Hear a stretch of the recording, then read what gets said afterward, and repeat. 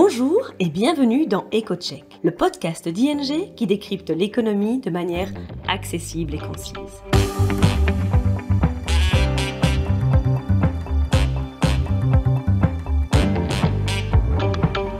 Nos experts économistes se penchent toutes les 2 semaines sur le sujet brûlant de l'actualité et on explique les conséquences économiques et financières pour vous ou votre entreprise. Aujourd'hui, votre hôte sera Charlotte de Montpellier, senior économiste chez ING.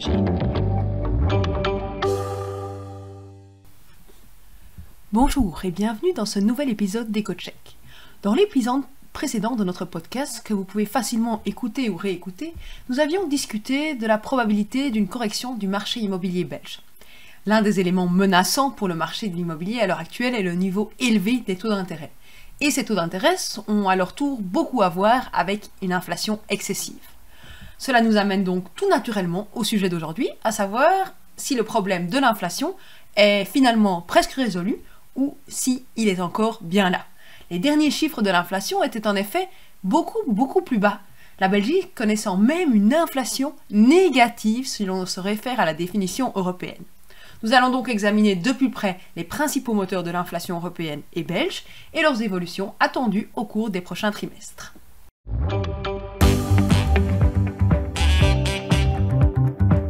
Écoutons maintenant Charlotte et son analyse détaillée. Rappelez-vous, tout commence il y a 2 ans, vers la fin de la pandémie.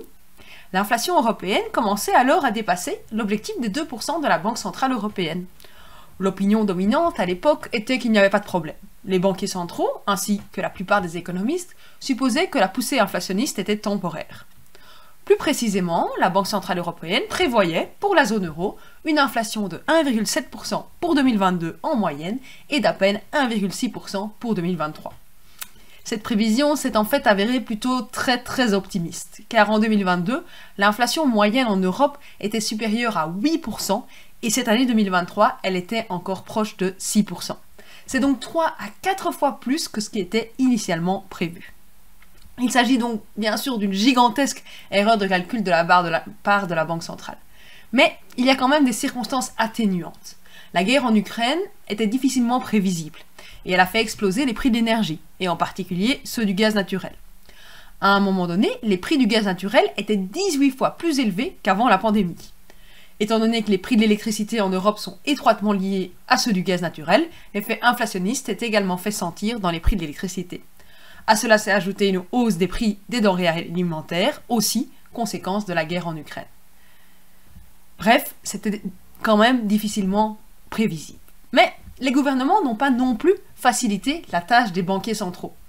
Malgré la fin de la pandémie, les gouvernements ont continué à soutenir largement la consommation par des mesures fiscales généreuses, alors que, à côté de ça, les chaînes d'approvisionnement connaissaient également des problèmes. Cela a entraîné une pénurie plus importante et une augmentation des prix. In fine, l'inflation qui était à la base causée par des chocs initiaux de l'offre a pu se propager plus largement à l'ensemble de l'économie. Entre-temps, les prix de l'énergie ont heureusement beaucoup baissé. Cela a créé un effet intéressant appelé effet de base. Je m'explique. Si l'on compare les prix d'aujourd'hui au prix du même mois il y a 1 an, ce qu'il s'est passé il y a 1 an est en fait très important. Or, c'est précisément il y a 1 an que les prix du gaz naturel et de l'électricité ont atteint des niveaux records. Il n'est donc pas étonnant qu'en Belgique, au mois d'octobre 2023, les prix du gaz naturel aient baissé de 77% par rapport à la même époque l'année précédente. Ceux de l'électricité ont, eux, baissé de plus de 50%. Ces 2 éléments ont eu pour effet de tirer l'inflation belge très fortement vers le bas. Et donc, selon la définition européenne harmonisée de l'inflation en Belgique était négative en octobre à moins 1,7% sur 1 an. Mais il ne s'agit en fait que d'un effet temporaire. Dans quelques mois, on comparera les prix de l'énergie 2024 avec des prix d'énergie du début 2023, qui étaient déjà beaucoup plus bas qu'en 2022. Et finalement, ça rendra la baisse d'une année sur l'autre beaucoup moins spectaculaire. Il en va de même pour les prix de l'alimentation, où l'inflation commence également à diminuer rapidement. On constate par exemple que l'indicateur des prix alimentaires mondiaux des Nations Unies est à son niveau le plus bas depuis plus de 2 ans, ce qui commence progressivement à se refléter dans les chiffres de l'inflation des prix alimentaires en Belgique. Mais il s'agit aussi là d'un effet qui s'atténuera progressivement au cours de l'année 2024. Si l'on fait abstraction des prix des denrées alimentaires et de l'énergie, le tableau de l'inflation reste plutôt sombre.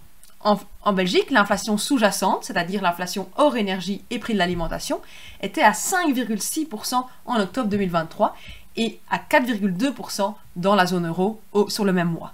On est donc très loin des 2% espérés visés par la Banque centrale européenne. Alors évidemment, la grande question, c'est comment cette situation va-t-elle évoluer à l'avenir ? Comme je vous l'ai expliqué, l'effet de la baisse des prix de l'énergie et des denrées alimentaires sur l'inflation s'estompera progressivement. Concrètement, cela signifie que l'inflation en Belgique sera à nouveau beaucoup plus élevée au premier trimestre de l'année prochaine qu'actuellement. Mais ça ne signifie pas non plus que les prix, de manière générale, vont de nouveau augmenter très fortement en 2024, en 2025 et qu'on va se retrouver avec une nouvelle vague d'inflation. Non. Heureusement, d'autres facteurs sont susceptibles de freiner les prix à la consommation dans les prochains mois. Ainsi, les ventes de biens, par exemple, sont soumises à une très forte pression à la baisse. Il y a beaucoup moins de ventes. Et les entrepôts sont remplis à ras-bord, tant chez les producteurs que chez les vendeurs. Les stocks excédentaires, généralement, sont synonymes de baisse de prix. Donc on peut s'attendre à ce que l'inflation des prix des biens se rapproche de 0% au cours de l'année 2024. Le principal point sensible concerne toutefois l'inflation des services. En fait, la demande de services actuellement reste importante. De plus, le prix des services dépend fortement de l'évolution des salaires, car la main-d'œuvre est généralement le principal poste de coût de fabrication de la plupart des services. Or, les derniers accords salariaux, notamment dans la zone euro, tournent autour d'une croissance des salaires de l'ordre de 5,5% à 6% sur une année, ce qui est clairement trop élevé pour faire baisser fortement l'inflation des prix des services. Dans ce contexte, il n'est pas surprenant que la Banque centrale européenne préfère attendre de voir un peu comment les choses évoluent avant d'agir davantage.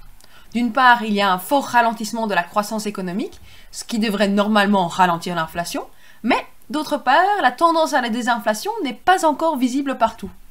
La présidente de la BCE, Madame Lagarde, a donc suggéré que la Banque centrale européenne doit d'abord avoir une meilleure vue sur les accords salariaux au premier semestre 2024, avant de juger si le problème de l'inflation est complètement maîtrisé ou pas. N'oublions pas non plus qu'un certain nombre de facteurs peuvent encore nous réserver de mauvaises surprises. Par exemple, les troubles au Moyen-Orient pourraient encore faire grimper les prix de l'énergie, tandis que le phénomène climatique El Niño pourrait faire grimper les prix des denrées alimentaires. La bataille contre l'inflation, elle n'est donc pas encore gagnée. Dans un récent discours, Isabelle Schnabel, membre du comité exécutif de la Banque centrale européenne, une voix très écoutée, a donc prévenu que la BCE devait veiller à ne pas relâcher les rênes trop tôt, c'est-à-dire à ne pas baisser les taux d'intérêt trop rapidement. Après tout, il y a eu plusieurs épisodes dans le passé où l'inflation a rebondi brusquement après une chute initiale. Dans ce contexte, nous pensons qu'il faudra attendre au moins jusqu'à l'été 2024 avant que la Banque centrale européenne ne commence à réduire ses taux d'intérêt. C'est tout pour cette fois, je vous remercie de votre écoute et vous dis à bientôt pour un prochain podcast. C'est tout pour aujourd'hui. Merci pour votre écoute. N'hésitez pas à suivre notre podcast EcoCheck pour ne manquer aucun épisode.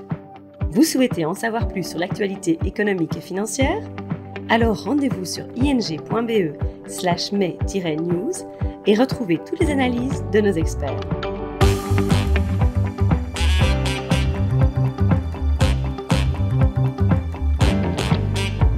À bientôt dans EcoCheck.